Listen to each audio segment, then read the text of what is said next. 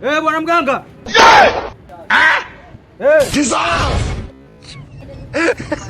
Wewe umesema tukiwa bodaboda wawili mimi nakuwa tajiri.